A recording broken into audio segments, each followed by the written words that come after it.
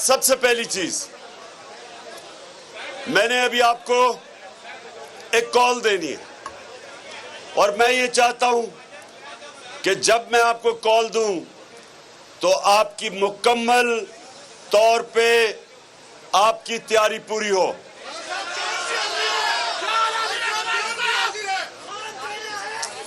اب تیاری کیسی ہے؟ سنیں تیاری کیسی ہے.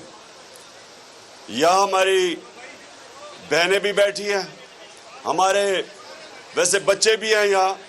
یہ تحریک انصاف میں بچے بھی شامل ہوتے ہیں ہماری تحریک کے اندر, اور ہمارے نوجوان بھی سب ہیں. دیکھیں, میں جو آپ سے چاہتا ہوں, آپ نے ڈور ٹو ڈور جانا ہے, آپ نے ہر دروازے پہ جانا ہے اور تبلیغ کرنی ہے. سیاست نہیں کرنی, آپ تبلیغ کریں گے. اور تبلیغ کیا ہے کہ آپ لوگوں کو لا الہ الا اللہ کا مطلب سمجھائیں گے. سب پڑھ لیتے ہیں کلمہ, لوگوں کو یہی نہیں پتا کہ جب آپ اللہ سے دعویٰ کرتے ہیں, وعدہ کرتے ہیں کہ اللہ تیرے سوا کسی کے سامنے نہیں جھکیں گے, تو ہم جب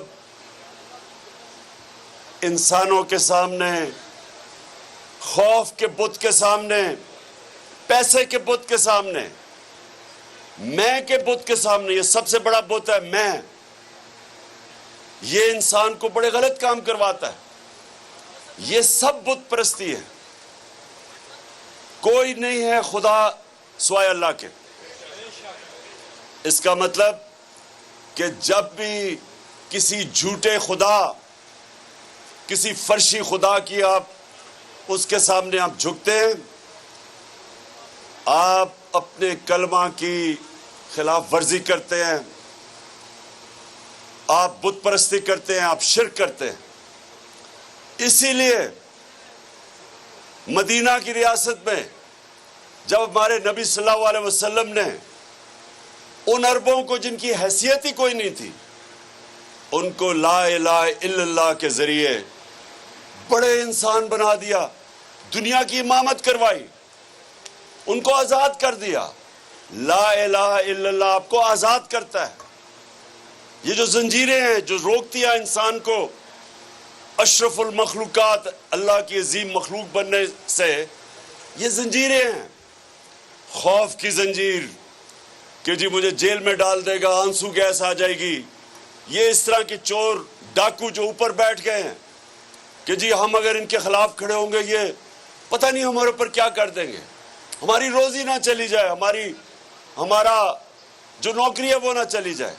یہ ساری چیزیں, یہ جتنی بھی چیزیں ہیں, یہ یاد رکھیں کہ اللہ کے ہاتھ میں رزق ہے.